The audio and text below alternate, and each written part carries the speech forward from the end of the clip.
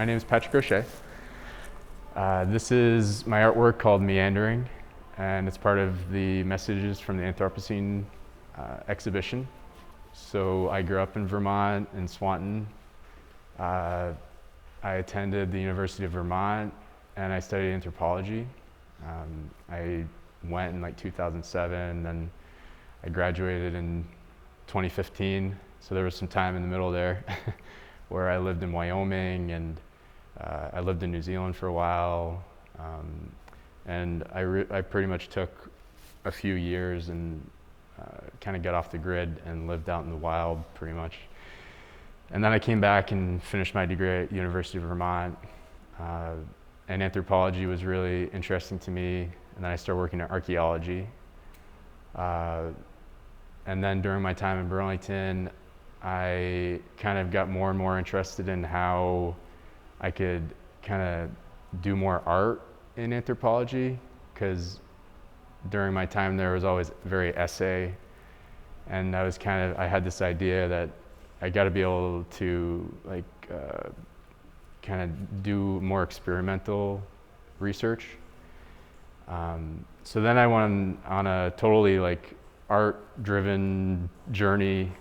I actually worked in Burlington at Conant Metal and Light, where I learned a lot of how to really build a lot of things.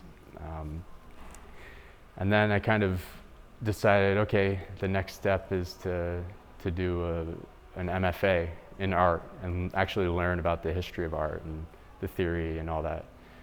So I attended the School of the Art Institute of Chicago in Art and Technology Studies. And my last semester, I was getting ready for my MFA thesis show, and I was working on a film about the oldest material on Earth, which is a meteorite that they found these solar grains that predate our solar system. Anyways, I was working on this film, and then COVID happened. So unfortunately, me and my peers didn't really have an opportunity to show our work. And I actually was talking to Bren and Tina here, and we were discussing the show, and I thought, well, this is a great opportunity to actually show some of my work, like physically.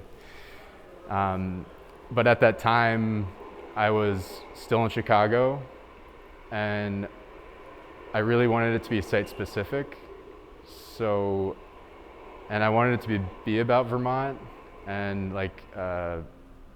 kind of a reflection on really how I feel coming back to Vermont without coming back, if that makes sense. But my work during grad school was very about computerization, like digitization of the natural world and the process of that, and really what it means to have a representation of the river as a graphic, and really how that's made and what that entails, and how when we go somewhere and walk there with the purpose of mapping it, we're really going for a purpose to take this land, to take this river and put it into a digital world where you can see power lines, where the internet cables are underground,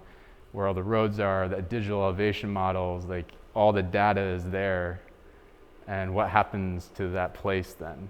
So I started downloading all these data sets of the Winooski River, and from the natural gas pipeline, really mapping, getting all the mapping data that has been captured over decades, or actually the past century. And I started realizing, wait, what am I actually doing? Is this science? Is this art? Is this just data visualization? So then I started to think about, well, the imagery is here, and that's all good, and scientists do this stuff, but when we do all that, we're not thinking about our other senses. So what should the audio be then? And what is the audio? So when they're out there, walking the river and and getting, like, surveying it with these tripods, you know, with their stationary surveying instruments. They're capturing everything that we see, and they're hearing the river too, but we don't hear it on our computer when we look at it. So really, when you map something, you lose other things. And what I'm trying to do here is the audio is taken from field recordings, not just at the Winooski River, but all over the world, in like this open source sound community. So a lot of these recordings that you hear are people sitting by different rivers, or sitting there capturing the sound of cars going by the bridge. So as you go through the Winooski River, and this starts at the delta in Lake Champlain and goes all the way up to the mountain range where we are now, and it follows the roads, and as we go, we hear cars, we hear the river going, we hear people talking when we're over the town.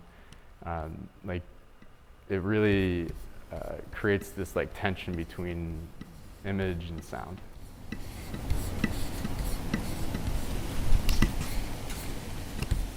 It's like a tension between mapping and actually experiencing physical things, but it's also sort of a tension between like what we categorize as science and what we categorize as art, and why there's these separations. I guess you just gotta sit in front of it for 8 minutes and experience it.